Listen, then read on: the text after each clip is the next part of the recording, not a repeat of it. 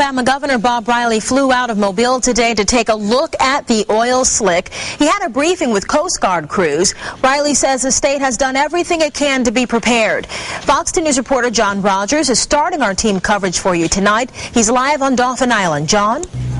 Lenise, good evening to you. After we arrived here on Dauphin Island, people were surely expressing their concerns because this oil could impact Alabama's precious coastline. We're here on Dauphin Island where, coincidentally enough, you can see an offshore rig off in the distance behind me. It's that lighted object off in the water over there. After we arrived, as I said, people were coming up to us expressing their worries and concerns. Their concerns about fishing, guys. They're concerned about the oyster beds, the wildlife, tourism dollars.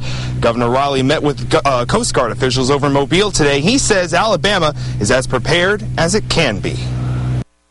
Governor Bob Riley arrived in Mobile concerned about the oil's impact on Alabama's coast.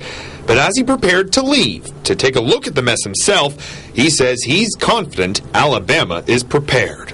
We've never seen anything quite like this, but the response has been equally impressive.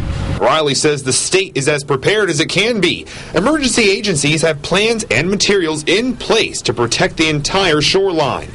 Even down to the last oyster bed that has been built, we now have a way to protect it or try to protect it. So this is an ongoing process. Does that mean that some of the sheen may go onto a beach? It may. But if it does, we also have contingency plans in place now to make sure that we go in not only mitigate it, but be able to clean it as rapidly as possible. Riley says it's too early to call for a disaster declaration and says tourists should not worry. This is certainly not time for anyone to start canceling or changing a reservation down here.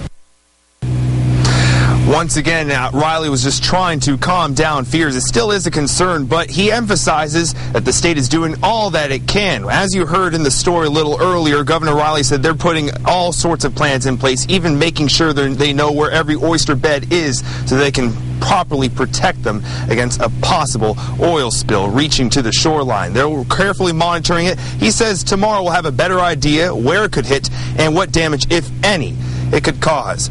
In the meantime, reporting live from Dauphin Island, John Rogers, Fox 10 News. All right, John.